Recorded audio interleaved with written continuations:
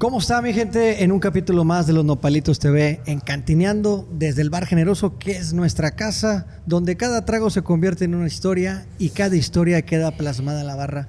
Y hoy, mi Huicho, nos vamos nuevamente a aquella ciudad fronteriza. Así es, primo, nos vamos a una ciudad, a un municipio de nuestro queridísimo estado vecino, Tamaulipas, un municipio que lleva un nombre que muchos lo hemos oído escuchar y que ahorita vamos a desmenuzar su historia, vamos a recorrer sus lugares, sus personajes, pero sobre todo unas leyenditas y vamos a ver qué vamos a ir haciendo. Y qué mejor, primo, que de la mano del que la ha investigado y la ha estudiado a fondo, nuestro comparito José María García Báez, señores. Bienvenido, el buen Chema para los amigos. Chema para los amigos. Gracias por aceptar la invitación. No, al contrario, muchísimas gracias a ustedes, es un gusto, es un placer estar aquí acompañándolos esta noche en la Sultana del Norte. Gracias. Me agrada, me encanta estar aquí en este lugar pues tan a gusto, platicando y sobre todo con estas finas compañías. Muchísimas gracias. No, la verdad es que el gusto Sí, es nuestro, la verdad.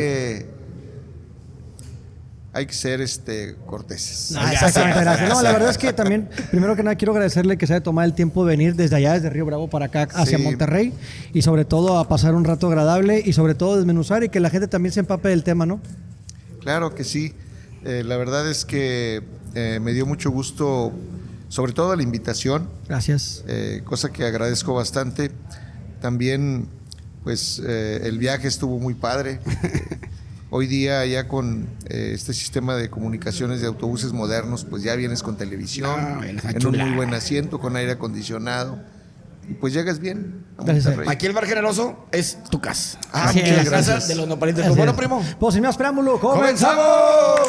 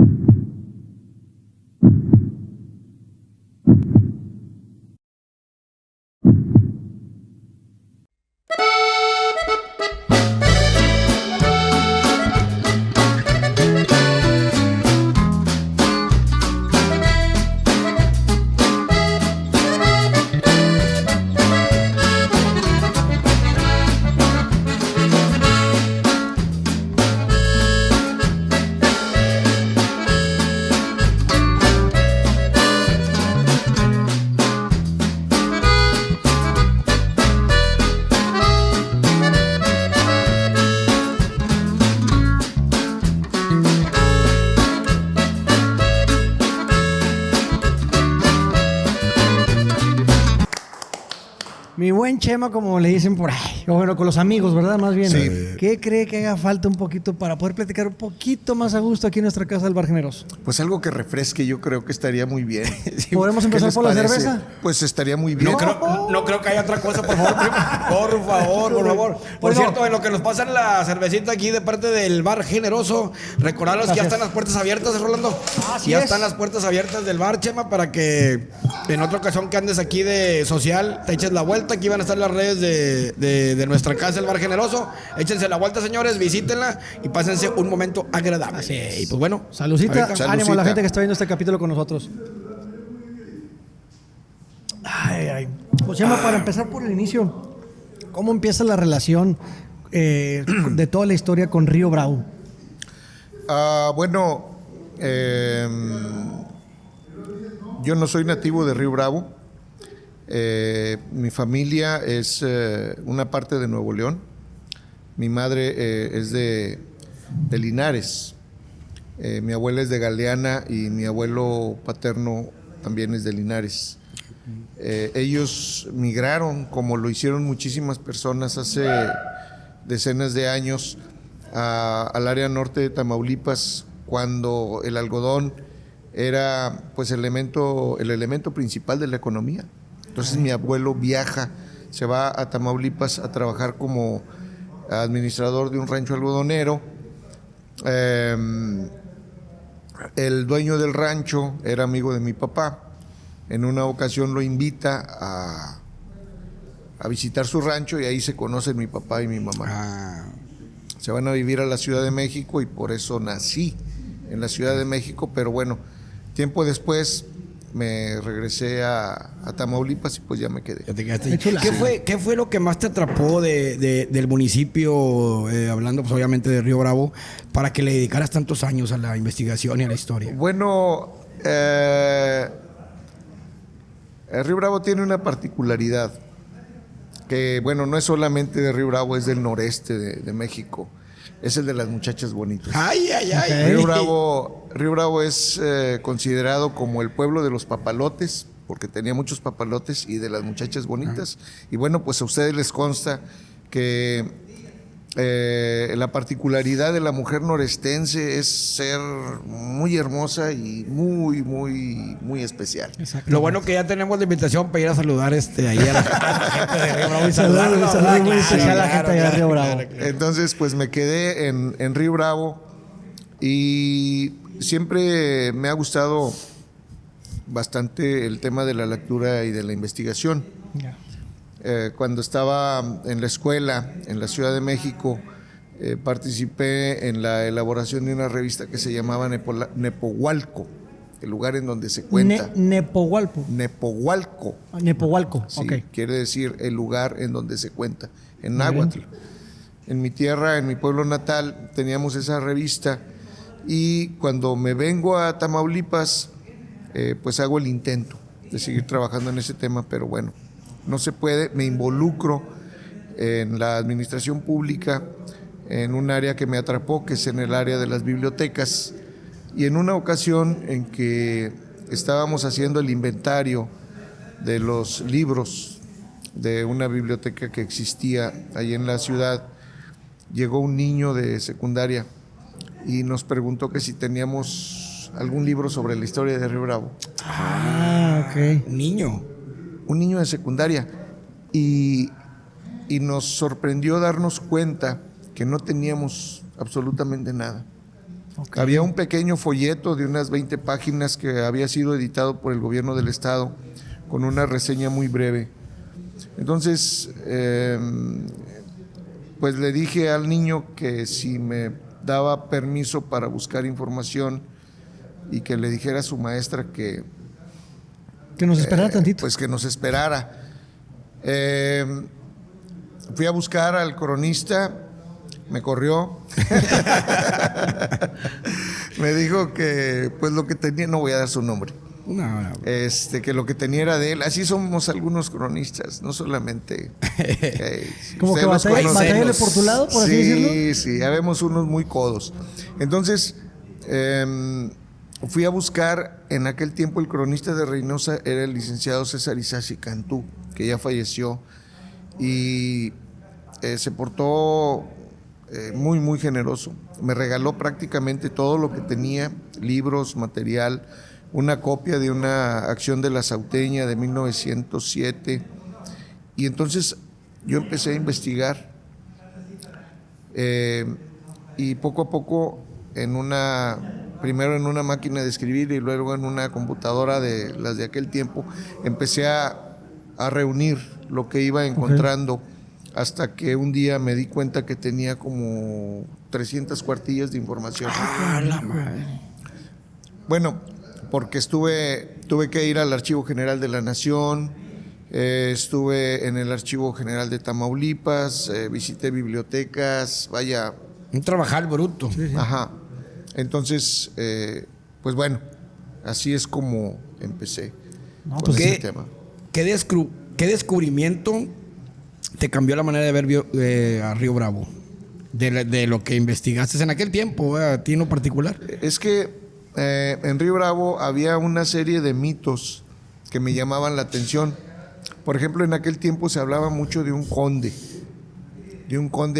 al que le llamaban el Conde del Sauto. Uh-huh. Y a mí me sorprendió que cuando estaba haciendo mi trabajo de investigación, el tal conde era inexistente. Ok.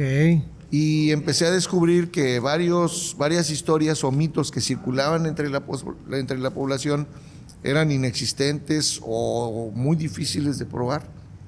Entonces, me di a la tarea de hacer un trabajo de investigación en donde pudiera en un momento dado poder rescatar lo más veraz acerca de la historia de Río Bravo, porque Río Bravo no tenía historia. Okay. Estamos hablando, yo empecé a trabajar en ese proyecto en el año 2000, hasta el 2005 pude publicar mi primer libro sobre la historia de Río Bravo, pues gracias a una beca del PACMIC en aquellos años. Yeah. Y bueno, pues fue una casualidad en realidad ese proyecto, pero pues a partir de ahí ya no me pude desprender de... Lo atrapó más y más la historia. Ya habías hecho el trabajo al bruto. Ahora, si hoy viajáramos en el tiempo, 200 años atrás, ¿qué paisajes encontraríamos en Río Bravo? El Río Bravo, el área de Río Bravo, tendríamos que ubicarlo en un área que podría denominarse como bosque fronterizo. Ubiquémonos en el Río Bravo, tracemos una línea de 8 kilómetros al norte y 8 kilómetros al sur, y toda esa área era un bosque inmenso, con una cantidad de flora y de fauna extraordinaria. En esos años, pues se encontraban ahí no solamente plantas y animales, también había seres humanos. Y bueno, pues ahí había grupos de cazadores recolectores que se dedicaban precisamente pues básicamente a sobrevivir con los recursos que le daba la naturaleza. Entonces, hoy día toda esa área tan rica, pues prácticamente está destruida, inexistente, y bueno, pues es un problema que vemos no solamente en el área norte de Tamaulipas, sino en muchas regiones del país. Claro. Sí, estoy de acuerdo contigo. ¿Por qué esa región era tan codiciada, no? ¿Era por la cuestión del agua, por estar ahí cerca, o era por la cuestión fronteriza con Texas? ¿Por qué era tan codiciada? Bueno, hay algo interesante de la área norte de Tamaulipas, que la colonización es tardía. Los colonos que llegan a la región los podemos ubicar más o menos a mediados del 1700. Okay. Entonces, imagínense ustedes que para ese entonces pues ya estaba la ciudad de Monterrey. Prácticamente una muy buena parte de México ya estaba colonizado, pero esa área se encontraba prácticamente virgen. Entonces, pues vamos a encontrar ahí una zona en donde hay grupos de cazadores recolectores que está prácticamente virgen, por llamarle así, y hasta mediados de 1700 es cuando llegan los colonos pues a fundar lo que fueron posteriormente las ciudades fronterizas, lo que fue Mier, Camargo, Reynosa. ¿Ellos caminaban esas tierras antes de ser hacienda o no? En el caso de la hacienda, ajá. Bueno, para el caso de la hacienda, para el caso de la Sauteña, tenemos que ubicarnos más o menos en 1770, más o menos por ahí. Uh-huh. Ya había una cantidad muy importante de rancherías en todo lo que es el norte de Tamaulipas. Sin embargo, esas tierras, podemos decir hasta cierto punto que no tenían propietario en sí. Hay un personaje que se llama Vicente Urízar Estrada. Vicente Urízar Estrada era un rico comerciante de la Ciudad de México que tenía una hacienda, la hacienda de Vigas, en lo que hoy es el área de Montemorelos. Okay. Allí también estaba un personaje llamado Baltasar del Sauto. Baltasar del Sauto era vecino de Urízar, y ellos de alguna manera todavía no muy clara logran acceder a la propiedad de un terreno de 1.200.000 hectáreas. Y estamos hablando, imagínense ustedes la inmensidad, de un terreno del río Conchos. Es un río que va de Nuevo León y cruza el estado de Tamaulipas por el área de San Fernando.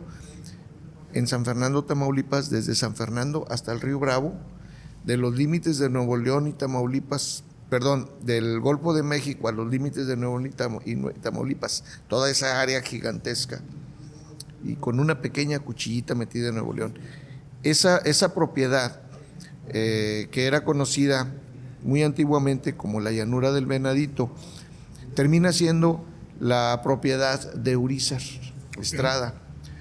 Sin embargo, con el paso del tiempo, esa propiedad se fracciona. Una parte de los terrenos se conforma el área de Matamoros, un grupo de colonos de Reynosa y de Camargo fundan Matamoros, y ya hasta el año de 1888 hay un personaje llamado Demetrio Salazar. Demetrio Salazar es un abogado de Matamoros que se da cuenta de que el terreno está allí y que está improductivo, y se va a la Ciudad de México a buscar un socio para poderlo comprar. Y se encuentra con un personaje muy interesante, que es otro de los temas que me atrapó, sobre todo en la investigación. Este personaje se llamó Íñigo Noriega Lazo. Íñigo Noriega Lazo es un español nativo de Asturias, de un pueblo llamado Colombres. Él sale de España a la edad de 14 años, cumple los 15 en el trayecto y llega a la Ciudad de México. Él nace en el 63, como en el 67, como en 1867 llega a la Ciudad de México. Pero estamos hablando de un personaje con una habilidad extraordinaria para los negocios.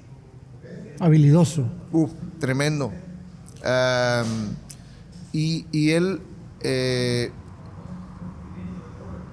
logra desarrollar actividades muy importantes en el comercio de la Ciudad de México.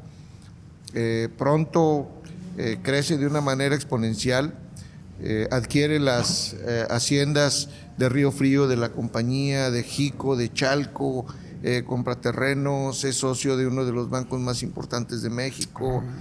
Y cuando Demetrio Salazar llega a la Ciudad de México se encuentra con Noriega, y Noriega pues le gana la mano y se queda con la propiedad. En 1888 Íñigo compra el Sauto, que es el nombre original de ese enorme terreno. Ya. Y después cambia la Sauteña. Ajá. Okay. Sí, y le ponen el Sauto porque Vicente Urízar es socio y amigo de Baltasar del Sauto. Entonces deciden ponerle el apellido de Urízar al terreno. Entonces originalmente se llama el Sauto. Cuando lo compra Noriega, modifica el nombre en una forma muy particular en el noreste, donde modifican el sufijo de la palabra y le pone eña. Por eso encontramos muchos ranchos, por ejemplo, el rancho exactamente. El rancho de Juan Cano, pues es el Caneño. Sí. Ajá. Entonces le ponen el nombre de la Sauteña, y la Sauteña se desarrolla. Esto es lo curioso del tema. Cuando yo empecé mi trabajo de investigación, me decían que en la casa de ladrillo de Río Bravo, esta construcción que está allí, decimonónica, ahí vivía el conde del Sauto. Ok. Entonces yo decía, bueno, pues imagínense ustedes esta edificación de 3 plantas, de ladrillo, enorme, gigantesca. Pues aquí vivía un conde. Pues resulta que no. El proyecto de la Sauteña era una empresa, una compañía capitalista. Entonces, la idea de la construcción del edificio, pues no era otra cosa que una especie de un edificio corporativo para administrar un proyecto agrícola, ganadero, industrial. Por eso iba a ser la ciudad de Colombres, y de explotación. La explotación agrícola estaba bien interesante porque iban a traer 5,000 colonos europeos y 2,000 colonos rusos. Okay. Era el que tenía más hijos y cosas esas, ¿no? Algo así por el estilo. Bueno, está curioso porque en una de las cartas que envían a los agentes que están buscando personas para venirse a México, en Europa, tienen que cumplir algunos requisitos. Uno de ellos es que tienen que ser católicos, sí o sí. Sí, era en de aquellos años. Si no eran católicos, ni por equivocación. Y otra cuestión es que fueran personas o familias que supieran trabajar la agricultura. Y el último requisito es que o quisieran tener muchos hijos o tuvieran muchos hijos. Para poblar la Estamos hablando de 800,000 hectáreas de terreno. Su cuando mecha. chingados lo llenas. Bastante. Y era lo que te quería preguntar. ¿Qué tenía la Sauteña que parecía adelantado en su tiempo? ¿Era precisamente tema de riego, lo agrícola, o era lo tecnológico que se trajo Íñigo para acá, o qué? ¿O por qué parecía adelantado a aquella época, no? Estamos hablando que el proyecto inicia en 1888. Ok. Entonces, primero nos tenemos que ubicar ahí. Pero para poder entender la razón del proyecto, primero tenemos que ubicarnos en el río Bravo y la importancia de la frontera. Va. Segundo lugar, el tema de las comunicaciones, Ok. el ferrocarril. Ok. El ferrocarril que todos conocemos, el que viene desde Matamoros, que cruza Monterrey y llega hasta Saltillo, inicialmente se construye en el área de Tamaulipas de 1882 a 1884. Y ese ferrocarril llega solamente hasta San Miguel de Camargo, lo que hoy es Díaz Ordaz. Ah, ya. Era un pequeño ferrocarril de vía angosta, no era como los del oeste, que le echaban Carboncito y la chingada. Era de petróleo. Ah, ok. Entonces, ese ferrocarril, por alguna razón desconocida, solamente llegó hasta San Miguel de las Cuevas, en Camargo. San Miguel de Camargo. Sin embargo, en 1905, el ferrocarril se extiende ya como vía ancha, más grande, hasta Monterrey. Ok. Ok. Entonces, imagínense ustedes lo que era en aquel tiempo cuando el sistema de comunicaciones desde Matamoros a Monterrey hacías que 4 o 5 días de Sí, viaje en en aquellos años Se carretas tardaba bastante. por el Sendero Nacional, tenés que llegar a dormir al Charco Escondido y luego de ahí seguirle a Matamoros o al revés. Y de repente te encuentras con un sistema de comunicaciones en donde puedes transportar el triple o el cuádruple. Sí, sí, sí. O 10 veces más. Ajá. Y en mucho menos tiempo. Bueno, el ferrocarril hacía que como 11 horas de viaje. De 4 o 5 días, imagínate. Ajá, entonces... Pues era mucha diferencia. Eran como 33 estaciones, más o menos. Entonces, imagínate, de pronto tener un sistema de comunicación como el ferrocarril donde podías transportar gente, donde podías transportar mercancías, lo que quisieras. Cállate. Y ya enlazado a Monterrey, y ya Monterrey enlazado a Laredo, a México. ¿Ya estabas del otro lado? Sí, entonces, por eso, la base social de la Sauteña se constituye en una de las estaciones del ferrocarril, que originalmente es la estación Ébano, Ok. en el ferrocarril de vía angosta.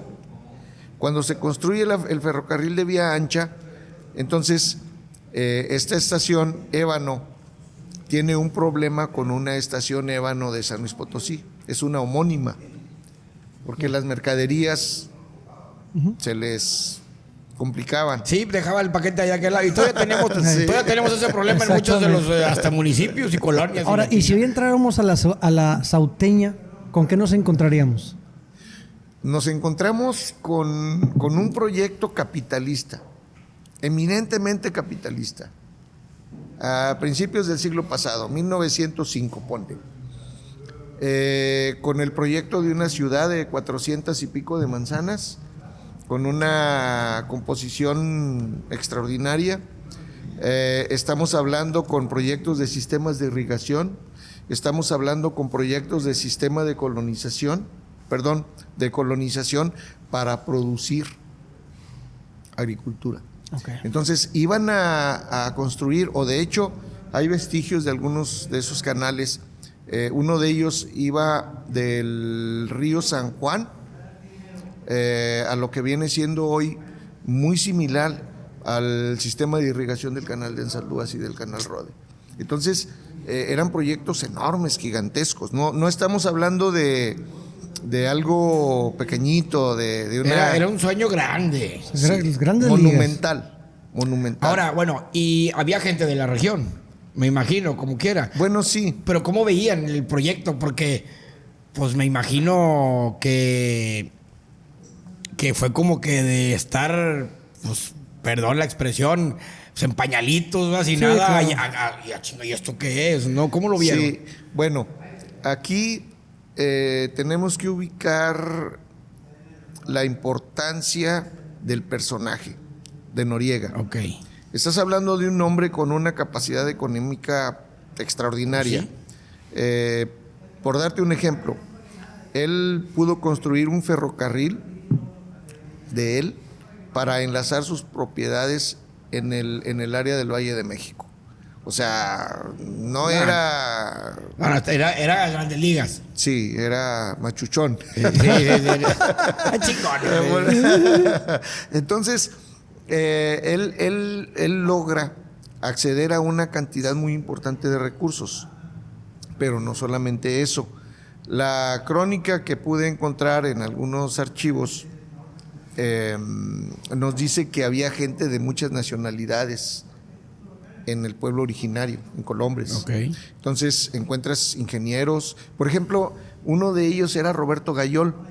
Roberto Gayol fue uno de los ingenieros más importantes en el Porfiriato, ya en la parte última del régimen, donde él estaba encargado del proyecto de desagüe de la Ciudad de México, que era un problemón enorme. Entonces no eran cualquier persona. Y ahí puedes encontrar gente de Estados Unidos, había guatemaltecos, había gente muy preparada. Sí. Entonces, el edificio, la edificación que se construyó era el corporativo, Okay. desde donde se estaba elaborando todo el proyecto económico de explotación de 800,000 hectáreas de terreno. Y imagino que a la gente le cayó bien, porque pues, hasta a los locales pues te iba a ayudar a comercializar a lo mejor más rápido tus productos. No Claro. creo que lo hayan visto con malos ojos de venderle al de al lado a poderle llegar y a lo mejor hasta con mejores precios. No, y obviamente extenderte todo eso. Es todo. que- Y bueno, por ejemplo, perdón que le interrumpa, ¿qué tan grande era llegar a ese sueño? Bueno, es que sí lo estaban haciendo. Mira, en el archivo del Fondo de Avalúos e Inventarios del archivo de ferrocarriles que está en Puebla, me encontré unas fotografías de 1929 y una de ellas es una pala mecánica monumental. O sea, ¿qué te puedo decir? La cuchara era del tamaño de una casa. Tan grande. Ajá. Su mecha. La máquina está ahí abandonada. Esas fotografías las usaron para el inventario del ferrocarril en el 26. Ya. Entonces, la foto la tomaron a un lado de la casa de sección para documentar la casa de sección del ferrocarril. Y la máquina está a un lado de la casa de sección y la cuchara está tirada en el suelo. Pero es un señor cucharón. Entonces, cuando vi la cuchara y el tamaño de la máquina, dije, bueno, esta es una excavadora. Sí. O sea, ¿cómo la trajeron aquí? Pues por ferrocarril. Entonces, por eso el ferrocarril fue muy importante y eso nos da una idea de la capacidad económica y de lo que estaban dispuestos a hacer para lograr un detonante económico que tenía que ver con la explotación de esas 800,000 hectáreas de tierra y una ciudad industrial. Ya. ¿Qué tan Colombres- cerca? ¿Qué tan cerca estuvo Íñigo de cumplir ese sueño? O sea, digo, no sé qué diga la crónica. Si él tenía una proyección de un 100%, ¿qué tan cerca estuvo de lograrlo? Estuvo muy cerca, muy cerca. El problema para Íñigo Noriega fue la Revolución Mexicana. Ah, ok. ¿Cómo terminó la historia de Íñigo Noriega? Bueno, es muy interesante. De entrada, pues es un personaje que tiene mucha cercanía con Porfirio Díaz. Él pertenece, él rompió una regla que era impensable que lo pudiera hacer un emigrante asturiano como él. Él pertenecía a un perfil de migrante que era conocido como los indianos, y los indianos procedían de la misma región que él, en España. Una regla de oro entre los indianos era que no se metieran en política. Pero el señor Noriega se integró y formó parte del grupo de los científicos de Porfirio Díaz. ¿Okay? O sea, era imposible no estar dentro. Bueno, ¿O no, sí o no? Oye, pues era el Tony Stark de aquí. Pues sí, exactamente. O sea, bueno, pero sí, no. Bueno, el tema es que eso le atrajo la atención de los revolucionarios y lo pusieron en la mira. Y se orilló por aquel lado. Entonces, cuando estalla la revolución, pues los revolucionarios caen sobre todas sus propiedades. Ahora, ¿qué pasa con él? Él se encuentra en la Ciudad de México en 1911, cuando despiden a Porfirio Díaz. De hecho, en el archivo Casasola se encuentran unas fotos donde él es de los personajes que están despidiendo a don Porfirio. Y él se queda en la Ciudad de México. Sin embargo, se cree que él participa en la conspiración del cuartelazo en contra de Madero. Apoya a Félix Díaz y a Victoriano Huerta, pero por alguna razón desconocida, Huerta ordena el asesinato de Noriega. Hay una anécdota muy curiosa en donde Noriega tenía un amigo que pierde todos sus recursos. Un día se lo encuentra en el centro, prácticamente desolado, en el centro de la Ciudad de México. Le dice que no haya la puerta para resolver sus problemas económicos. Noriega toma un papel y se lo entrega y le dice: ve con el señor del banco, fulano de tal, y lo rescata económicamente. Ese señor, no recuerdo el nombre de él, tenía un criado que con el tiempo se quedó trabajando cerca de Victoriano Huerta, y él sabía de esa relación entre Noriega y su expatrón. De modo que la anécdota nos refiere que en un momento de probable alcoholismo de Huerta, ordena que asesinen a Noriega, y el criado pues va y le avisa. Entonces don Íñigo toma el ferrocarril de la Ciudad de México a Veracruz, y de ahí se va a España, a su pueblo natal. Sin embargo, regresa nuevamente a América, se viene a Nueva York. De Nueva York muy probablemente toma un ferrocarril y termina en la ciudad de Brownsville. Y en Brownsville compra un terreno que, si ustedes que les gusta mucho ir a McAllen, Sí. se llama Rancho Viejo, en el área de Brownsville. Bueno, ese Rancho Viejo fue propiedad de Noriega, pero ya estamos hablando del 19. Sí, ya más. Porque a él no lo dejaron entrar de nuevo a México. O sea, cuando estalla la revolución, él sale huyendo porque lo amenaza Huerta, pero ya luego los revolucionarios no lo dejan entrar. De modo que todo lo que fue el proyecto de la Sauteña, pues se queda literalmente abandonado. Ahorita te escuché en varias ocasiones y también es parte de la historia esa ciudad que nunca existió, ¿no? Colombres. ¿Por qué quiso llamar Colombres a ese lugar, ¿no? Debe haber una razón. Sí. Bueno, lo que pasa es que él nació en un pueblo denominado Colombres en España. Hay un Colombres español. Ya. De hecho, tenemos relación y contacto Con el Colombres mexicano, Río Bravo, con el Colombres español. Entonces, él le llama Colombres a su pueblo, y hay una evolución sobre el nombre. Hace un momento les comentaba que el nombre originario de la estación era Ébano, sí, porque había un rancho ahí. Bueno, entonces estaba el pueblo de Colombres y a un lado estaba la estación Ébano. Les decía también que cuando se conectó el ferrocarril hasta Monterrey, hubo un conflicto con la paquetería, principalmente. Entonces decidieron cambiarle el nombre a una de las estaciones. a la de Ébano en San Luis Potosí o a la de Ébano en Tamaulipas, y se decidieron por la de Tamaulipas. De modo que, perdón, el señor Noriega solicitó que se le pusiera Estación Colombres a la estación de su pueblo. Pero como ya empezaba el tema de la revolución, estamos hablando de 1907, pues como que el gobierno dijo, no, mejor, está muy español ese nombre. Y ahorita traemos peditos. Ajá. No le muevas, dijo el otro. Entonces la compañía del ferrocarril propuso que le pusieran el nombre del río a la estación. Sí. Ok. Con el tiempo, bueno, lo que hicieron fue ponerle un nombre de madera a la estación, y con el tiempo la gente empezó a identificar al pueblo con la estación. Ok. Y fue una cuestión natural. Ya después, con la evolución pues de las empresas del señor Noriega, a la Sauteña la dividen en dos partes, y una de las partes le ponen el nombre de Compañía Agrícola de Río Bravo. Ok. Entonces fue un proceso natural.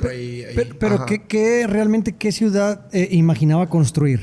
Uy, estamos hablando, los planos que se encuentran en el Archivo General de la Nación es un diseño similar al de Barcelona, y estamos hablando de 400 manzanas. Okay. En esas 400 manzanas, él tenía el proyecto de hacer una ciudad industrial, aprovechando el sistema de comunicaciones de ferrocarril, la importancia de Monterrey y la frontera con los Estados Unidos por Brownville. ¿Sí? Okay. Entonces, sí estaba muy, muy interesante. Si hubiera prosperado ese proyecto, ¿cómo sería Río Bravo? O sea, ¿cómo te lo imaginas? Obviamente, pues no continuó, ¿verdad? Pero ¿cómo lo verías tú? Íñigo Noriega era un personaje que no dejaba a un lado sus proyectos. Siempre los terminaba, y los terminaba con éxito. Entonces, yo no tengo la menor duda de que, de entrada, pues imagínate, una localidad con 5,000 colonos europeos. Sí, no, pues hubiera sido. Y 2,000 colonos rusos.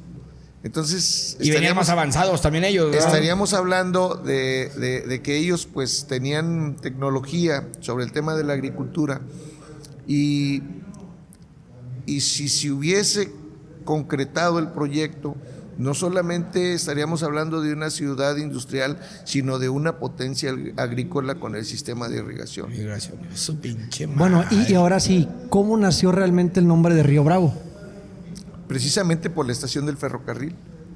Okay. Sí, les comentaba hace un momento que la compañía del ferrocarril solicitó que a la estación Ébano se le pusiera el nombre de Estación Río Bravo. Así tal cual. Sí. ¿Y cuándo la nombran como tal ciudad En o 1900, la fundación? La estación cambia de nombre en 1907, y posteriormente la evolución es de manera natural. Incluso, por ejemplo, el ejido que se constituye con los restos de la Sauteña en 1924 al 26, le pusieron el nombre de ejido Río Bravo. Ah, y ahí es donde ya... Sí, o sea... Fue algo natural, prácticamente. Sí. La misma necesidad te fue. Ahorita también, hace ratito mencionaste la casa de ladrillo, ¿no? Que sí. vivía el conde. Sí. ¿Por qué fue importante y qué historia nos puedes contar de cómo se construyó? La edificación, tenemos que ubicarnos en el espacio geográfico. ¿Qué hay allí? Allí no vas a encontrar cantera. No puedes construir nada con piedra porque no vas a encontrar una sola piedra. Lo único que vas a encontrar para construir de una manera práctica es tierra, arena, que también había mucha en aquellos años, y la cal que se fabricaba en Reynosa. Okay. Entonces, la arquitectura norestense de ladrillo se denomina arquitectura vernácula porque en ella se utilizan los elementos que te da la naturaleza para construir. Yeah. Y lo único que había para poderlo hacer era tierra. y con la tierra puedes hacer ladrillos. Y los ladrillos los vas a pegar con cal que había en Reynosa y con la arena que estaba en Río Bravo. Entonces se conjugaban ambas cosas para Pinche poder inteligencia hacerlo. de la gente, sí, va. pues no, y tener que aprovechar las cosas que había, al final de cuentas, ¿no? Sí, y estás hablando de una obra monumental. Son 3 plantas, pero es enorme la edificación. No hay una edificación de esa naturaleza y de ese tamaño. No la vas a encontrar desde Matamoros hasta Monterrey. ¿Y por qué, Es sigue, única. ¿Y por qué sigue siendo tan simbólico ahorita para la ciudad el Castillo de Ladrillos? Porque es lo más y lo único representativo que tenemos. Pero también jugó un papel importante en la revolución, ¿no? Hay un personaje ahí. Bueno, es bien interesante porque el proyecto prácticamente se derrumba con la Revolución Mexicana. O sea, Íñigo Noriega se va, las inversiones se caen, el pueblo queda literalmente abandonado y el edificio se quedó allí. Entonces, yo calculo que el edificio pudo haberse construido entre 1905 al 10. Okay. Entonces tiene más de 100 años y ahí está todavía. Recibió una restauración en 2004, pero es una edificación que representa a Río Bravo. A Río Bravo. Tal. Qué chula. Chulada. Bueno, chulada. y hay algo interesante, que no tiene una sola varilla el edificio. O sea, todo es ladrillo y cal. ¿Ustedes han visto los legos que usan los niños para Sí, jugar? cómo no, los Y juguetitos. no, y no los niños, también yo. Me encantan los legos. Parece niño y con Sí, la segunda infancia. Bueno, imagínate que así es. O sea, no tiene una sola varilla. Lo único que tiene son vigas de acero Ok. que soportan los entrepisos y la techumbre, con un sistema de construcción de arcos de medio punto y policéntricos. Entonces, es muy interesante la edificación. Ahora vámonos al día que cambió todo. ¿En qué momento aquel gran proyecto agrícola escuchó a esos disparos? Cuéntenos un poco. Es la Revolución Mexicana. 1900. Sí, 13. Algo interesante que tiene nuestra región en Tamaulipas es que allá no vas a encontrar grandes movimientos revolucionarios, como pasaron, por ejemplo, por aquí en Monterrey, ¿sí? Donde sí llegaron los revolucionarios, donde sí hubo batallas. Y bueno, si te vas al sur, está Celaya, donde Sí. hubo enfrentamientos fuertes. Bueno, allá no. Solamente vas a encontrar, hubo focos. En 1909 vas a encontrar en los archivos algunas referencias de algunos levantamientos esporádicos que vas a encontrar, pero la intervención fuerte la vas a encontrar en 1913. Cae Victoriano Huerta, Venustiano Carranza desconoce al gobierno de Huerta, se levantan armas y se vienen a refugiar a Saltillo. Sí. Después salen de ahí porque Unos estaba peditos. peligroso para ellos. Estaba caliente el Entonces, asunto. organizan un grupo de 400 hombres armados. Primero están en Saltillo, por ahí en la hacienda de Guadalupe, en 1913, en el mes de marzo de 1913 se firma el Plan de Guadalupe, que es el documento que va a soportar el movimiento revolucionario en contra de Victoriano Huerta. Ahí se firma. Pero ellos no se quedan ahí, de ahí se van a Monclova. Y en Monclova se organizan, reúnen un grupo de 400 hombres armados y este grupo de revolucionarios son enviados a Matamoros con la finalidad de poder conseguir armas para la revolución constitucionalista. Ya. ¿Ok? Entonces, el periplo que van a seguir estos revolucionarios encabezados por Lucio Blanco está bien interesante, porque fíjense que decidieron no entrar a Monterrey, no atacan Monterrey, Salen de Monclova, le sacan la vuelta a Monterrey por arriba, por Cerralbo. De Cerralbo se van a China, de China a General Bravo, de Bravo a Terán, y de Terán brincan a Tamaulipas. Luego, en lugar, dice el norte, se van a sur a Jiménez. Luego de Jiménez, se van a San Fernando, de San Fernando a Jiménez, al sur. Luego de Jiménez se regresan a San Fernando y de ahí se van al norte a Reynosa. Y van a ocupar Reynosa. Fíjense lo que tardaron, el 10 de mayo de 1913. Okay. Marzo, abril, Sí, mayo. entonces ellos salen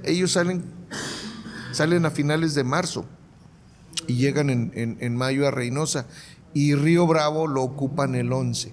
Ah, ¿de volada? Sí, entonces lo curioso es que en Río Bravo se quedan desde el 11 hasta el día último. Creo que trae 31 días el mes de mayo. Sí, 30, 31, ponle. Bueno, entonces ellos se quedan ahí para reforzar ese pequeño ejército y se reúnen un grupo de hasta 1,000 hombres armados.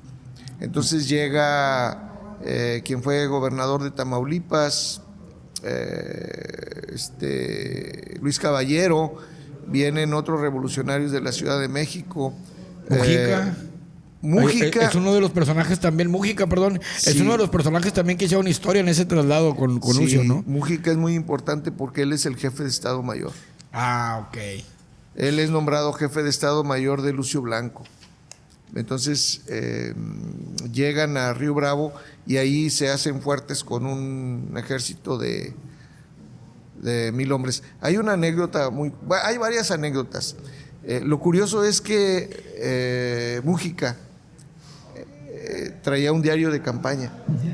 Entonces él viene haciendo un relato de todo lo que ven, de lo que les va pasando en cada una de las rancherías o los lugares en donde van pasando. Y hay un relato bien curioso de un personaje que se llamó Juan Alamia. Juan Alamia es un tejano que por alguna razón desconocida está en Río Bravo. Okay. No sabemos exactamente por qué está allí.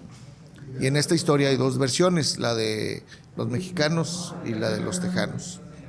Entonces, cuando llega Lucio Blanco a la Sauteña, posteriormente llegan unos soldados norteamericanos pretendiendo llevarse un número X de caballos de la Sauteña, sacarlos de la Sauteña y llevárselos a Texas. Y Blanco les dice que no se los voy a dar, no importa que ya los hayan pagado, no se los voy a dar. Ah, nada más por los suyos. Ajá. Y el militar estadounidense se molesta y le dice que pues va a conocer el enojo y la molestia de los Estados Unidos. Para esto, ellos ya tenían preso a Juan Alamia, porque Juan Alamia había sido acusado como espía por un agente que los revolucionarios tenían en Brownsville. Este agente les manda a decir: hey, este tejano Alamia que tienen ahí es un espía. Entonces lo apresan y Blanco ordena la ejecución de Alamia. Hay dos versiones. Una de ellas es que lo fusilan en el rancho de los Alacranes, que es un rancho que existe todavía y está exactamente en la orilla del Río Bravo. Y la otra versión es que lo colgaron en Colombres. Ah, ya. Pero sí lo ejecutan. O sea, pero esa sí es una realidad. O sea, de las dos maneras cualquiera lo ejecutan. Sí. Lo ejecutan, perdón. Terminan donde...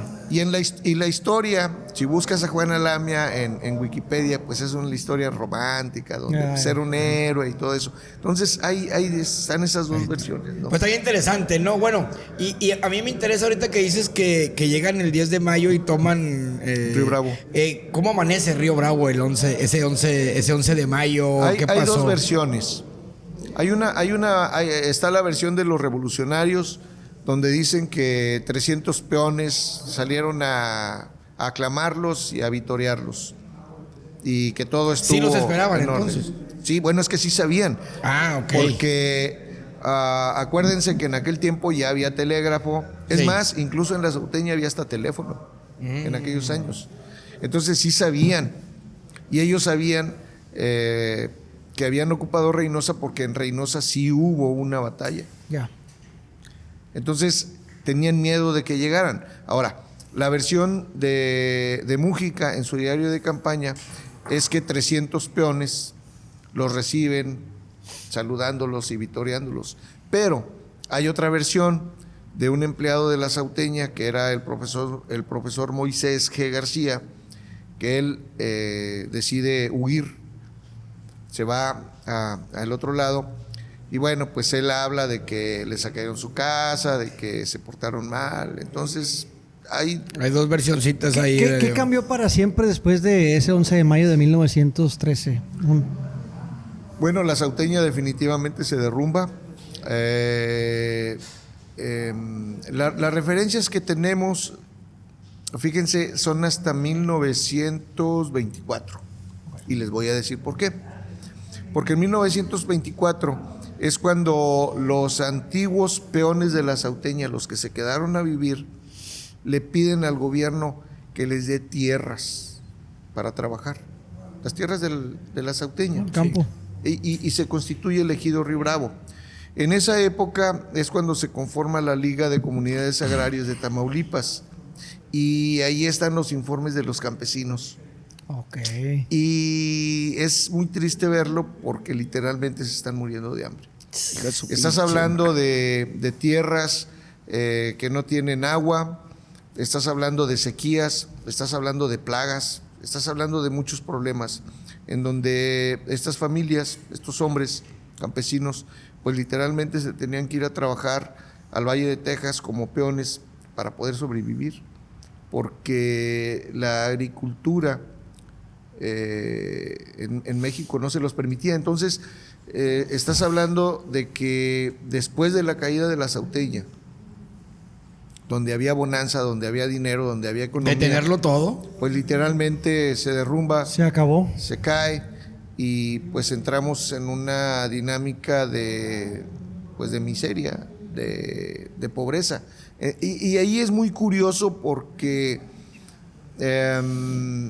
estás viendo, por un lado, y bueno, pues aquí voy a decir algo controversial, estás hablando de un paradigma de la última parte del porfiriato, en donde se pretende instalar una empresa capitalista que estaba manejando recursos y donde había riqueza, había desarrollo, había dinero, y que esto se derrumba con la revolución, y que si la revolución en un momento dado pretendía mejoras, pues lograr, ¿no?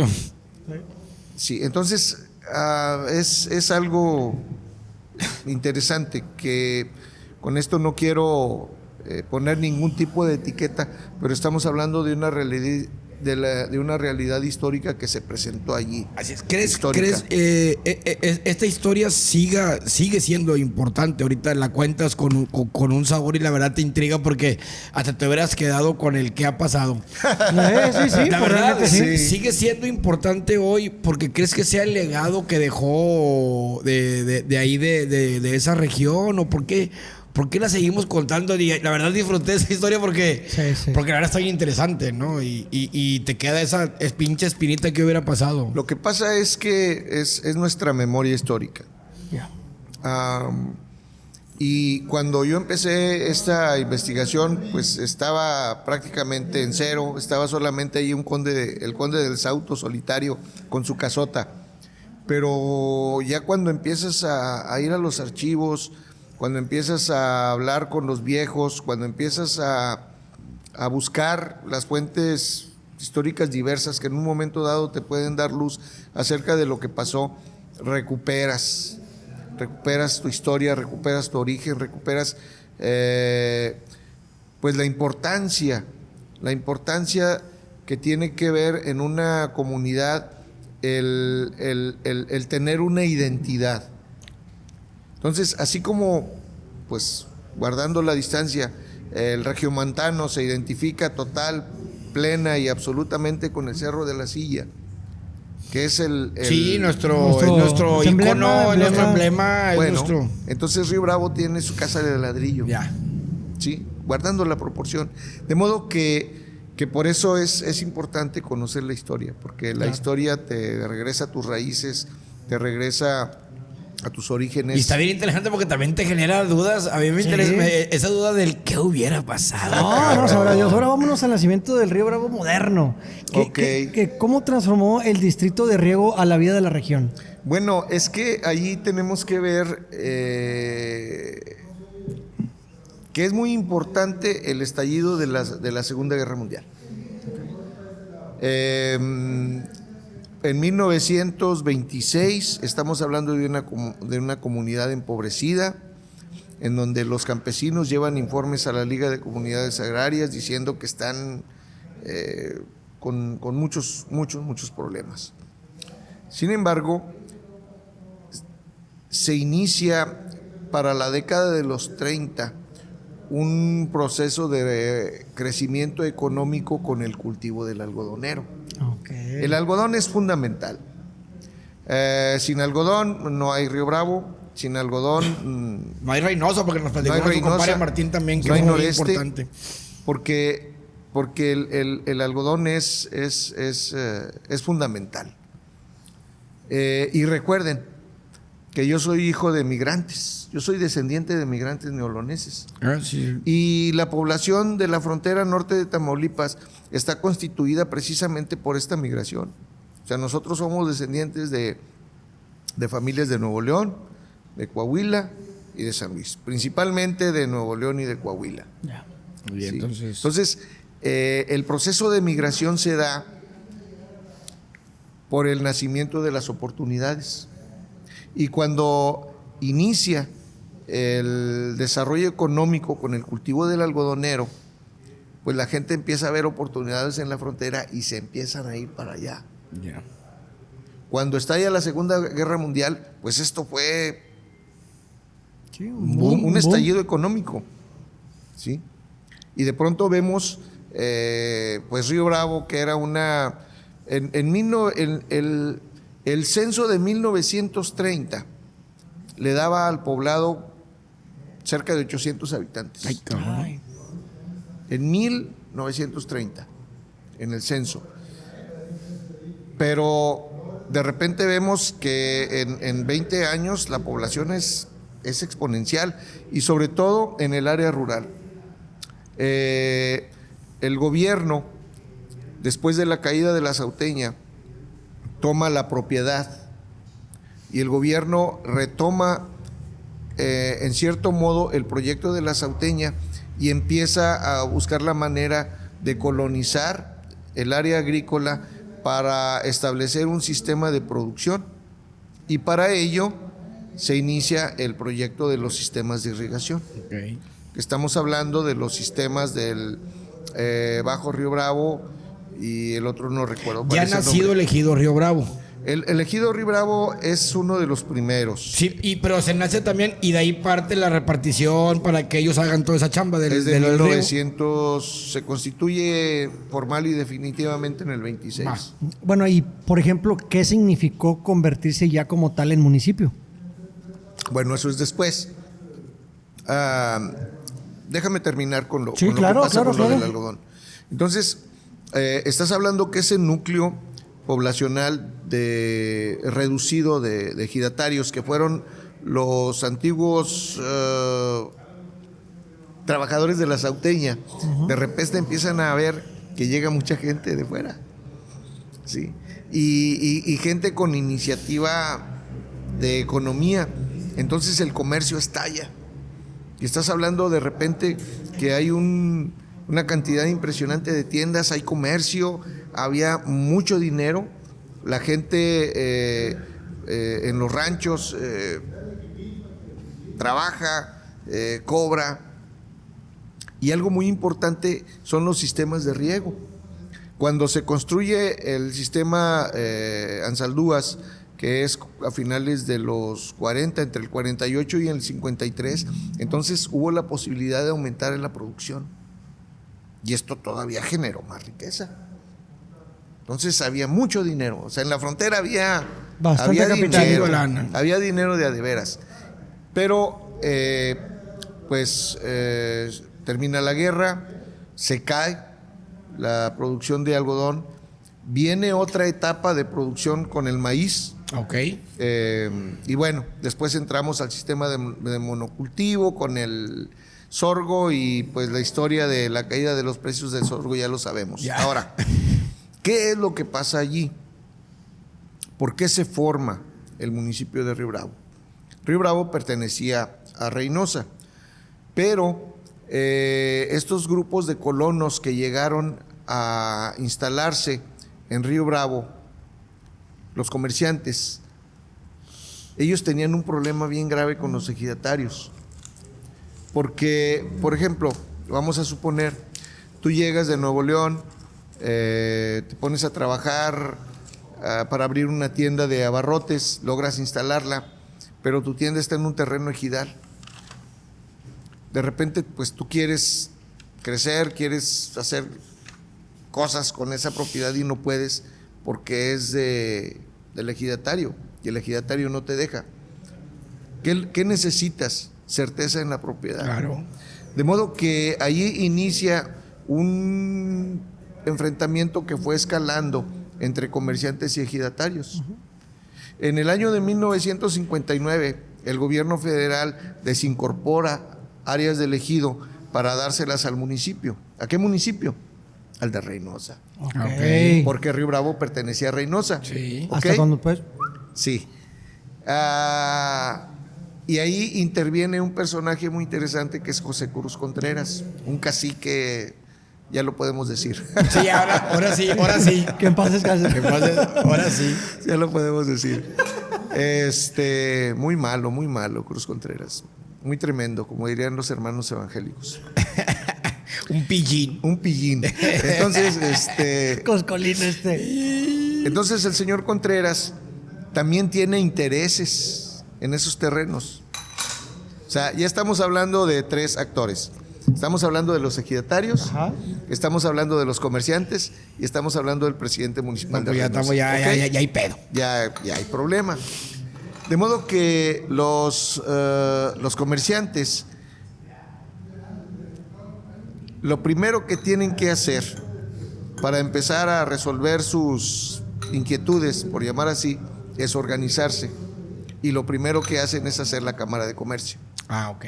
En 1953 organizan la Cámara de Comercio porque tienen que, sí o sí, estar organizados para poder sacar adelante sus proyectos. Sí, porque si no se los van a comer. ¿verdad? Obvio, sí, van a hacer obviamente. garras. Entonces, ya una vez organizados, empiezan a hacer propaganda para decirle a la población, oigan, pues como que necesitamos separar a Río Bravo de Reynosa, porque no. pues miren cómo estamos aquí, Reynosa pues se lleva todo. Como no nos queda empezó nada. todos, ¿no? Sí, la grilla. Entonces, ellos inician con un primer movimiento que le llamaron Emancipación en 1948. Ok.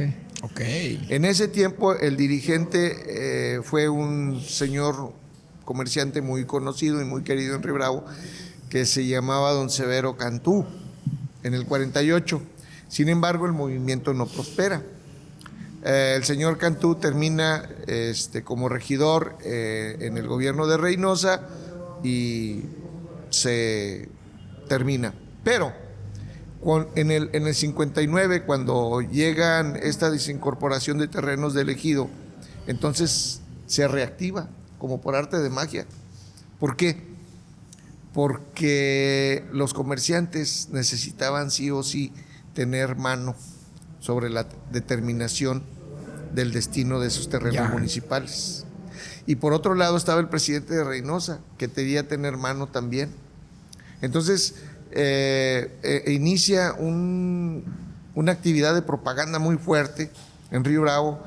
Las fotografías de la época te muestran un camión con una bocina, te muestran pancartas, te muestran marchas. Ya había Ya otra cosa campañitas, distinta. ya había... Hacen una campaña. Desde el 58, empiezan en el 58, mandan un expediente al Congreso de Tamaulipas donde le están solicitando la separación formal de Río Bravo de Reynosa. Y a partir de ahí empieza la movilización y la presión social. Los ejidatarios pues están muy molestos con los comerciantes porque ya hay problemas incluso de despojos. Para eso se forma la Liga Femenil Agrarista. Fíjense que esto es bien interesante porque en este problema las que salen a defender los terrenos son las mujeres. Sí, eran las bravas. Y hay una mujer riobravense que fue la primera que tuvo un puesto de elección popular, de nombre Carmela, que ella organiza a las mujeres y hacen la Liga Femenil Agrarista. Si esto no puede, nosotros sí. Acarran a todas aquellas personas. Sí, hay una foto de la liga. Entonces, finalmente, los emancipadores convencen al delegado municipal, que era afín a Cruz Contreras y era pues el representante del gobierno municipal, y lo convencen de sumarse a su movimiento.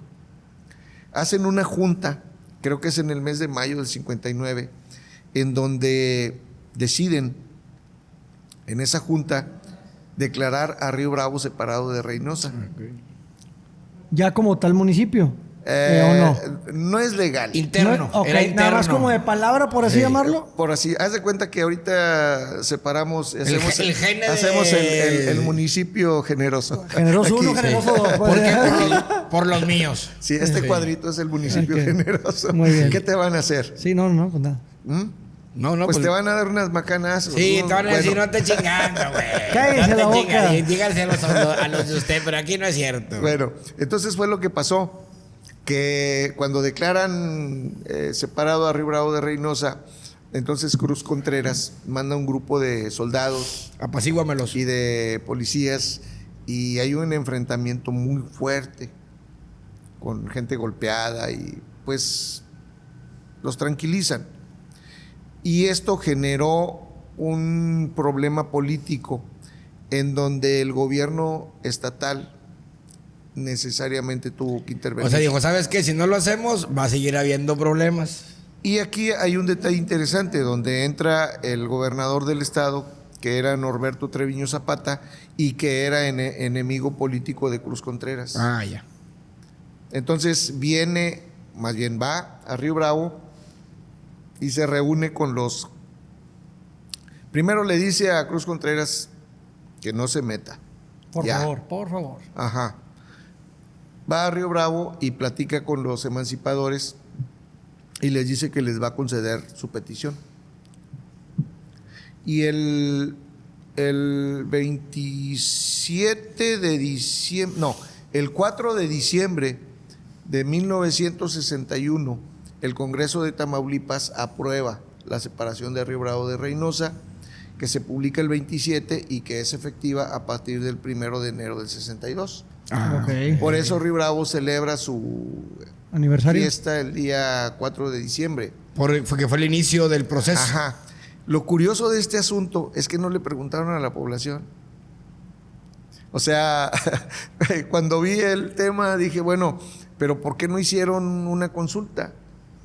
O sea, y esto es así porque cuando he platicado con los familiares de las personas que participaron en la emancipación, me han dicho, no, pues es que todo el pueblo estaba a favor.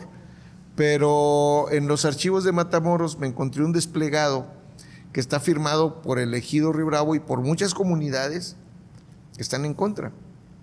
Y están culpando a los emancipadores de ser... Porque yo te iba a decir eso, pues a como la pintan la historia, pues qué bueno, ¿no? Sí. ¿Por qué la vas a hacer de frijoles? Sí, pero vemos otro grupo.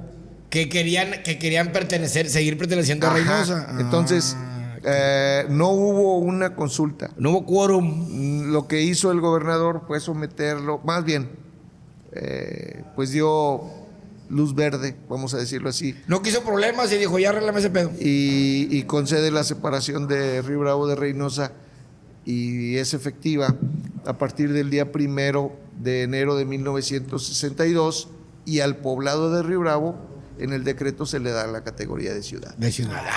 Qué interesante, la verdad Sí. es que sí. La verdad es una historia interesante. Hay también historias que tienen ustedes que se convierten en corridos. Hemos escuchado mucho a Generoso Garza Sí. Cano. Cuéntanos Está un poquito padre. la historia. En una ocasión que estaba investigando precisamente el tema de los sistemas de irrigación, yo estaba en el archivo de Matamoros buscando algunas fuentes que me indicaran el inicio de la construcción del canal de Anzaldúas. Ok. Y fíjense que hojeando los libros de la hemeroteca, que me encuentro una nota en donde detienen a Generoso Garza Cano. Y yo sabía de él por los corridos. Ya lo había escuchado y pues lo mencionan en uno de los corridos de los pistoleros famosos. Sí.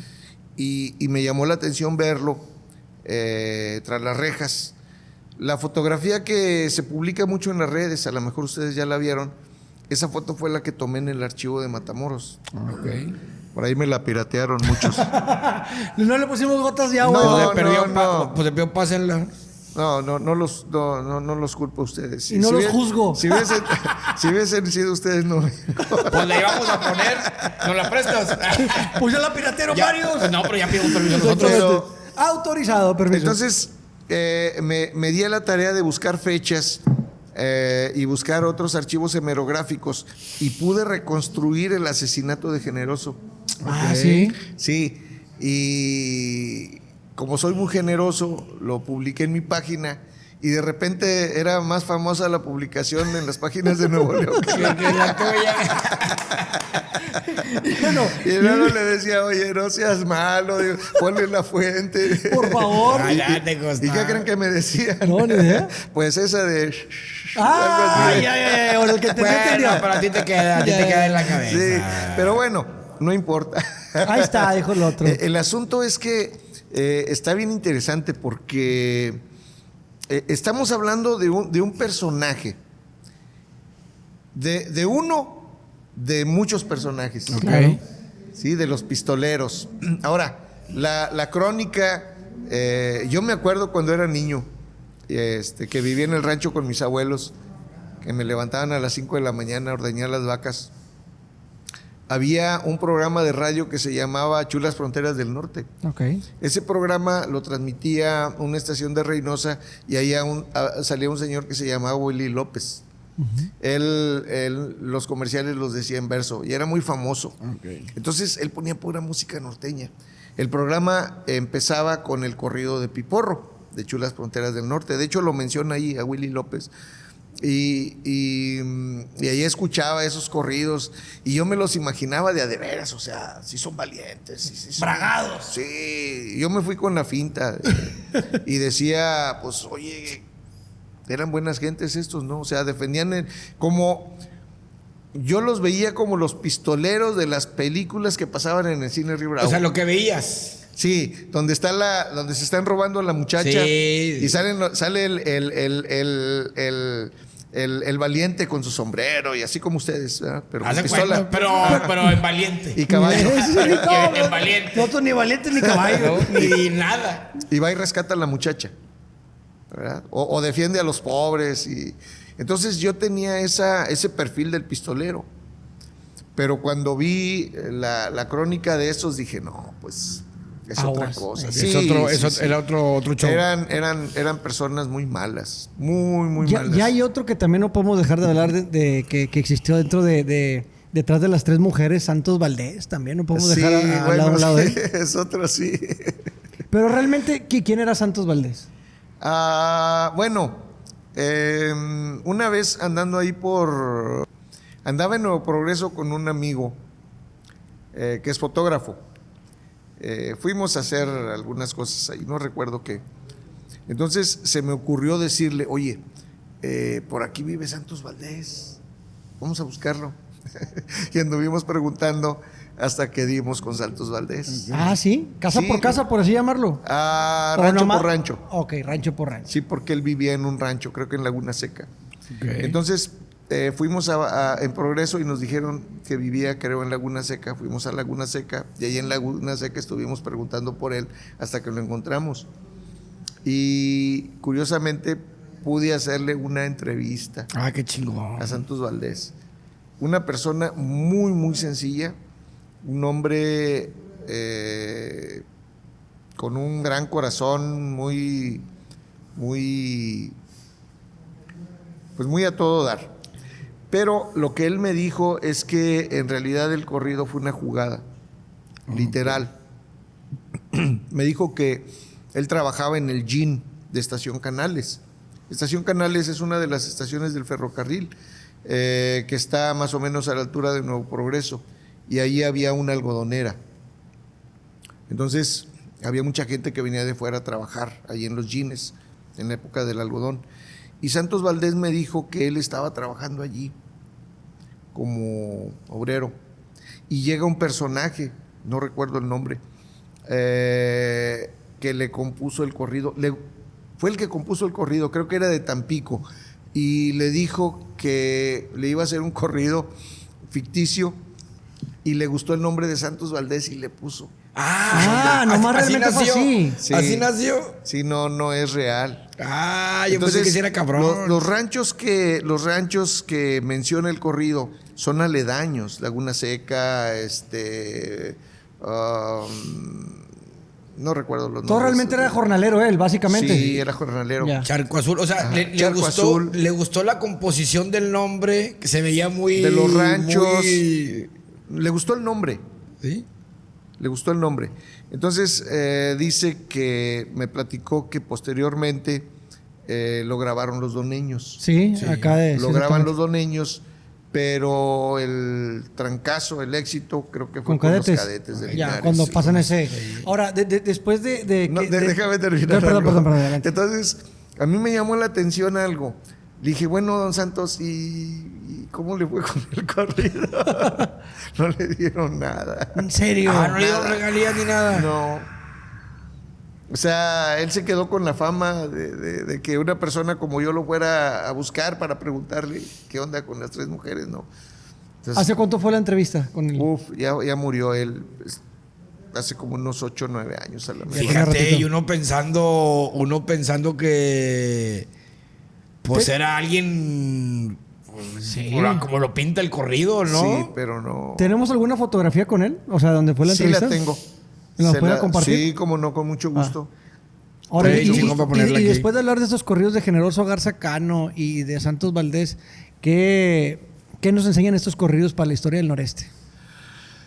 Bueno, son parte de la memoria histórica.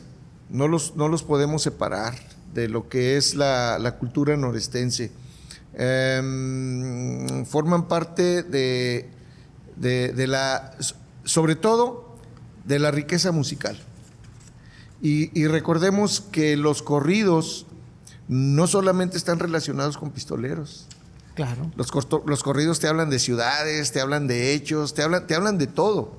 Entonces, el corrido es la memoria histórica de la cultura norestense. Y está arraigadísimo en nuestra psique, en nuestra esencia. De tal suerte que hoy día pues no se ha perdido. Todavía existe, y a pesar de que en cierta forma se ha transformado, todavía hay grupos que lo rescatan. Por ejemplo, en Río Bravo están los norteños de Río Bravo, que son eminentemente norestenses. Fregazos, sí. Se visten así como ustedes, ¿verdad? de veras. Y son de casa de ahí. Y traen instrumentos musicales. Ok. Entonces, el corrido es parte de nuestra esencia, de nuestra raíz, de nuestra cultura, de lo que somos. En general, ¿no? En Yo el creo que en todo el noreste. noreste. Sí, definitivamente. Entonces, el caso de los pistoleros, bueno, pues ya forma parte de lo que fue en su momento esa dinámica de construir una figura heroica, pero inexistente. Y hacia afuera, porque hacia adentro era otro pedo. Sí, ¿no? porque eran personas muy malas. Sí. O sea, no eran héroes ni no sé hasta qué punto serían valientes, pero la historia la contamos ahorita a estas alturas, ya no hay de esos, yo Es creo que que- ni habrá, entonces yo creo que nos queda esa figurita así éramos, ¿no? es que tiene que ver, y uno de los ejemplos más importantes es la manera en que muere Generoso Garza Cano. Garza Cano tenía problemas muy fuertes con la justicia por varios crímenes que había cometido. Él era de Burgos, pues era un hombre gigante, muy tremendo. Y él había cometido varios asesinatos, mató gente en Matamoros, mató gente en Méndez. Agarró parejo. Sí, la crónica que encontré en los periódicos es que él anda en Reynosa, creo que es en diciembre del 62, no recuerdo. Él anda por el área de Reynosa. De Reynosa con un amigo se va a Río Bravo y de Río Bravo decide irse a Nuevo Progreso.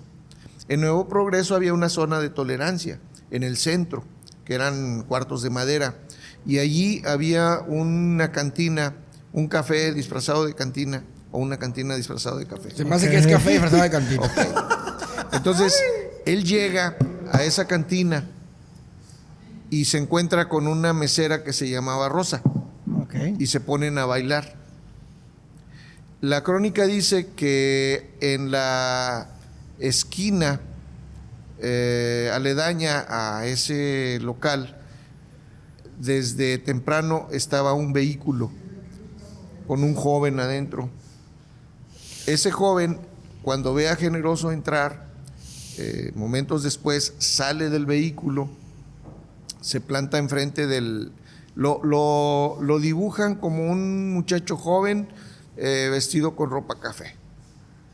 El joven abre la puerta del café, ve a Generoso que está bailando con la chica, saca una pistola y le empieza a disparar. La crónica dice que Generoso intenta, no sé, taparse o cubrirse o... Por inercia, ¿no? Pone las manos, cae al suelo. La mesera empieza a gritar, le grita al joven, le dice que es un cobarde, etcétera, etcétera. Pero este chico, de una manera muy calmada, carga nuevamente el arma. En el primer ataque le descarga el arma completa a Generoso. Y en el segundo ataque, carga el arma y se la vuelve a descargar completita. Entonces eso te da una idea del coraje, del odio, del resentimiento que le tenían. Ajá. El joven sale del local y se va. Y nadie sabe... ¿Quién es el joven tampoco? No. Y curiosamente encontré que el periodista nos dijo lo que traía Generoso en la cartera. Vamos, canijo. Ajá, sí, y es lo que les quiero compartir. A ver, adelante. ¿Quién era Generoso Garza Cano y qué era lo que traía en la cartera? Dice, a ver, tenemos que ir hasta acá abajo. El joven pistolero, Generoso Cano, dice, Generoso Garza Cano se encuentra sepultado en el Panteón Municipal de Río Bravo. Ahí está la tumba. Dice la crónica que era un creyente. Llevaba 2 escapularios, 4 imágenes de santos, entre ellos el de San Judas Tadeo. Sus pertenencias a la hora de su muerte incluían la factura de su coche, una tarjeta aduanal, 45 pesos con 20 centavos, $5, un cargador de pistola 45 y una estampita con una oración. Interesante. Sí, si lo ves así, pues era buena gente. Qué interesante. Era creyente, entre comillas, ¿no? La cuestión es, bueno, pues en qué creía. ¿Qué hacías? En qué creía. ¿Qué hacías por el otro lado, no? Exactamente. Ay, canijo, qué interesante. Pero bueno, ahorita sí vamos a la actualidad. ¿Qué rincón de Río Bravo guarda más historia? La Sauteña. Ahí ¿De está plano? todavía. Sí, la Casa de Ladrillo. Es un edificio icónico. Afortunadamente fue restaurado, está en pie. Y bueno, dentro de la simbología de Río Bravo no puede haber otro lugar más que ese. Bueno, ya para terminar. Dale. Río Bravo tiene una particularidad que no tienen la mayoría de los pueblos y de las localidades en México. Y tiene que ver precisamente con este conflicto entre grupos. Si tú vas al centro de Monterrey, vas a encontrar la plaza principal, la plaza de armas, vas a encontrar por un lado el poder político, que es el Palacio de Gobierno, y por otro lado vas a encontrar el poder religioso, a donde vayas. Río Bravo no es así. Precisamente por los conflictos que se presentaron en el momento en que fue conformado el municipio, cuando se constituyó ya el gobierno municipal, en el año de 1968, el gobierno del municipio intentó empezó la construcción de un palacio municipal a un lado de la plaza. Pero ese espacio le pertenece a los ejidatarios. La plaza de Río Bravo es del ejido. Ah, ok. No es del municipio. No. Entonces el ejido no le permitió al gobierno municipal construir el palacio municipal a un lado de la plaza. Ok. Entonces ellos se tuvieron que salir de ahí, afuera de la jurisdicción del ejido, a lo que fueron los restos de la Sauteña y que era el fraccionamiento Río Bravo. Ya. Entonces tuvieron que irse a otro lugar en donde hay una plaza redonda, una rotonda, en donde está a un lado el Palacio Municipal y a un lado de la Presidencia. Entonces, si tú ves físicamente la constitución de esta particularidad de Río Bravo, ahí está el resultado de un problema político. Sí. Que no lo ves en otra parte. Está bien, porque sí, en todos lados. Menos Río Bravo. ¿Crees que hay un capítulo de la historia de ahí del municipio que hace falta investigarse más? Sí, cómo no. Hay una etapa que yo le llamo la etapa del silencio, que es precisamente desde el momento en que se van las tropas de Lucio Blanco en 1913 hasta la constitución del ejido en 1926. O sea, no hay registros, no hay archivos, no sabemos qué fue lo que pasó en esa época. Y eso son buenos años. Sí, porque estamos hablando de una etapa en donde sería interesante saber cómo pudo sobrevivir la gente, las familias que estaban allí en el poblado, por qué se quedaron. Si ya no había economía, si ya no había recursos, Y aparte, ¿por qué no se fueron? está raro porque ya estaba el pedito y no se sabe nada. Claro. Sí, entonces, sí, hay mucho trabajo. La etapa por hacer. del silencio. ¿Qué debería conocer cualquier visitante para entender la historia de Río Bravo? Bueno, básicamente es la historia de la Sauteña. De plano como tal. Sí, si lo englobamos como definitivamente. tal, es la Sauteña. Es la Sauteña, Ya. definitivamente. Interesante. ¿Tú por qué crees que vale la pena seguir contando la historia a las generaciones?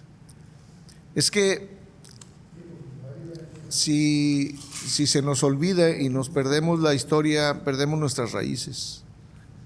La memoria histórica en el desarrollo de los pueblos es bien importante. Y desgraciadamente en la actualidad, con esta marejada de sistemas de comunicación tan nuevos y novedosos, mucho de esto se está perdiendo. Qué bueno que tienen ustedes este La difusión. No, y qué bueno que aceptaste venir con nosotros. Porque no solamente tiene que ver, por un lado, con la investigación.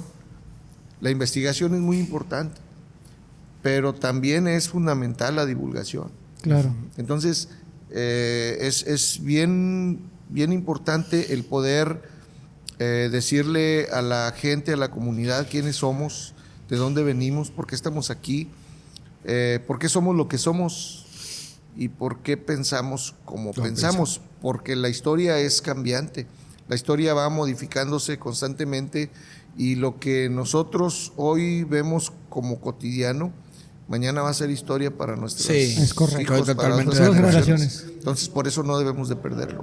Yo creo, Chema, perdón, primo, que parte también ahorita que dices que lo que hemos hecho es precisamente, dijo Michael Fall, saludos a mi compadre, no me gusta decir rescatar, sino divulgar, porque te vas dando cuenta de todo eso que dices. Y nosotros lo que quisimos es abrirle la puerta a un espacio para que ustedes, porque también hemos visto que más jóvenes les gusta el Sin tema. agraviar. No, pues sí, sin agraviar. De hecho, compañeros tuyos cronistas, vemos mucho joven también, Sí, bueno, al cómo menos no. aquí en el estado, y dices tú, ay cabrón, pues está bien interesante que Vienen pisando fuerte esa algunos. juventud, y que qué bueno que si este canal ayuda un poquito a difundir y que le llegue a los jóvenes, pues, para que no se pierda, porque si nosotros nos hemos dado cuenta de infinidad de Sí. cosas y pues bueno, estamos relativamente jóvenes, pues que se quede esto plasmado para que no se pierda la historia, Claro, ¿no? definitivamente. Es bien importante conocer nuestras raíces Eso, para que no se es correcto. pierdan. Divulgarla. Algo más que quisiera agregar dentro de este capítulo. Saludos muy afectuosos a la gente de Río Río Bravo. Bravo. Con mucho cariño. Y Gracias. mucho cariño, mucho respeto y sobre todo a la gente de todo Tamaulipas. Así es. Pues la verdad es que me he sentido muy a gusto. Me da mucho gusto el tener la oportunidad de conocerlos, de platicar con ustedes. Gracias, Hombre, el gusto de es nuestro. nosotros. Estuvo padre el viaje. Ya anduve por el centro buscando libros. Ya me comí, Mucha historia. sí, unos tacos ahí en el... unos tacos de trompo en Sí, ahí por el mercado. no falla. Muy buenos. Eso no falla. Esperamos también a toda la gente de Río Bravo para acá, para Monterrey. Sí, Los invitamos. véngase Hombre, hay al muchas Bar que hacer. Generoso. Es correcto, Bueno, nuestra casa. precisamente en Río Bravo se desarrolló un taco. A ver. Ese taco es muy famoso. No sé si ustedes sepan, pero bueno. A ver. Hay mucha gente que considera a los tacos de Río Bravo de los mejores. Y tienen su propia historia. Originalmente, yo recuerdo cuando era niño, no había. Lo que comía la gente en la calle eran lonches. Eran margaritas, no había ni bolillos. ¿Sí? Eran margaritas que les echaban un trozo de mortadela con un aguacate que no era ni del aguacate que se usa ahora. Era el otro, el de ¿El de con Castilla, cáscara o qué? Sí. Y le ponían, no recuerdo qué. Y tamales fritos. Eso yo lo veía. Había un lugar que le llamaban Los Agachados. Y ahí ibas, comías lonches o tamales fritos. Un día, una familia del estado de Jalisco llegaron y se avecinaron en Río Bravo. Y ellos empezaron a hacer unos tacos. Que pues no son algo extraordinario, porque bueno, pues es un comal con manteca, tripas y bistec. Pero como venían de Jalisco, esa familia, ellos le pusieron a la taquería Jalisco. Entonces la gente empezó a decir que eran tacos estilo Jalisco. Y se empezaron a hacer muy famosos. Y hoy día ese tipo de hacer tacos se diseminó de tal manera que ahora en el valle te encuentras tacos estilo Río Bravo. Como ok. Bravo. Ajá. No lo adoptaron como jalisciense, por así llamarlo, lo adoptaron como de Río Bravo. Sí, porque adentro de Río Bravo son tacos Jalisco. Ok. Pero cuando sales de Río Bravo, para ¿Son poder tacos Río Bravo? identificar, pues son como los de Río Bravo. Todos son los tacos de los Río Bravo. Ajá, sí, algo así. Entonces, si tú vas a Río Bravo y no comes tacos Jalisco, Haz de cuenta que no visitaste Río Bravo. haz de cuenta que no viste. Hay que ir a la casa del Es ladrillo. como venir y a Monterrey y no comer cabrito, ¿verdad? Ya, ok.